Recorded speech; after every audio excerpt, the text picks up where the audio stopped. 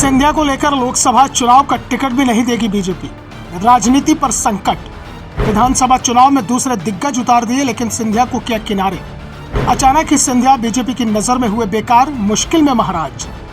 ज्योतिरादित्य सिंधिया के समर्थक उन्हें महाराज कहते हैं। ग्वालियर रियासत के महाराज हैं, भले ही नाम के हों, क्योंकि देश में अब राजशाही नहीं लेकिन महाराज सिंधिया।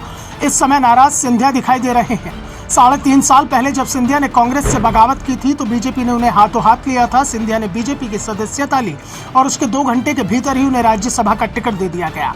सिंधिया को राज्यसभा भेजा गया और कुछ दिनों बाद उन्हें मोदी कैबिनेट में शामिल कर लिया गया। सिंधिया इस समय 2 भारी भरकम मंत्रालय संभाल रहे हैं। आमतौर पर पीएम मोदी के किसी करीबी को ही ये 2 बड़े मंत्रालय दिए जाते हैं। ऐसे में सिंधिया को नागरिक उड्डयन और इस्पात मंत्रालय मिला तो दावे होने लगे कि अब सिंधिया को पीएम मध्य प्रदेश की कमान भी सौंपने को तैयार है, और इसके संकेत कई बार मिलते हुए भी दिखाई दिए। पीएम जितनी बार मध्य प्रदेश गए, अधिकांश मौकों पर वो सिंधिया को ही अपने प्लेन में वापस दिल्ली तक लेकर आए, जिसके बाद सिंधिया के समर्थकों में उत्साह दिखाई दे रहा था। लेकिन अब सिंधिया समर्थकों का उत्साह गायब होता हुआ दिखाई दे रहा है, क्योंकि पार्टी उन्हें टिकट भी नहीं दे रही है। सिंधिया को भाव मिलना बंद हो गया। विधानसभा चुनाव का ऐलान अब कुछ ही दिनों बाद हो जाएगा। ऐसे में अब बीजेपी को अपनी सरकार के लिए सिंधिया की जरूरत नहीं बची है।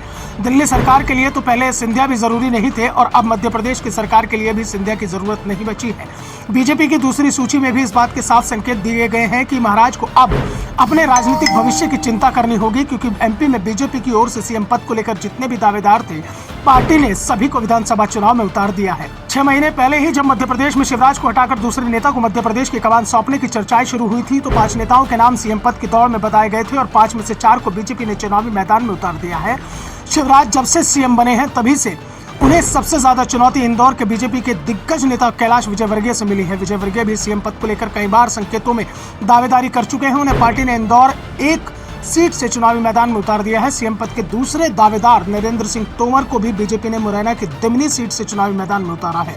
जबकि ओबीसी वर्ग का प्रदेश बीजेपी में सबसे बड़ा चेहरा प्रहलाद पटेल को नरसिंहपुर सीट से टिकट दिया गया है। जबकि कमलनाथ के गढ़ महाकौशल में बीजेपी ने आदिवासी कार्ड खेला है। यहाँ आदिवासी चेहरा मोदी सरकार में कैबिनेट मंत्री और सीएम पद के एक और दावेदार फग्गन सिंह कुलस्ते को निवास सुरक्षित सीट से चुनावी मैदान में उतारा है। विधानसभा चुनाव में अगर बीजेपी को बहुमत मिलता है तो पार्टी की ओर से 6 नेता सीएम पद के दावेदार माने जा रहे थे, जिसमें पहला नाम तो सीएम शिवराज सिंह का ही था, और उसके बाद जिन नेताओं के नाम थे उनमें सिंधिया को छोड़कर बीजेपी ने सभी को टिकट दे दिया है। शिवराज का नाम अभी तक इसलिए नहीं आया है क्योंकि पार्टी ने अपने किसी भी वर्तमान विधायक के टिकट का ऐलान नहीं किया है। लेकिन जिस तरह से ज्योतिरादित्य सिंधिया के टिकट का भी संकेत नहीं मिल रहा है और ना ऐलान किया गया है, उससे संकेत भी मिल रहे हैं कि बीजेपी में अब सिंधिया भविष्य में भी सीएम पद के दावेदार नहीं होंगे। इसके साथ ही पार्टी की ओर से जो संकेत मिल रहे हैं और भी चौंकाने वाले हैं, क्योंकि जिस तरह से गुना शिवपुरी संसदीय सीट पर सिंधिया समर्थकों के टिकट काटे जा रहे हैं, यहाँ तक कि 2020 में जिस विधायक ने कांग्रेस और विधानसभा की सदस्यता से भी इस्तीफा दे दिया था, उसे भी टिकट नहीं दिया जा रहा है।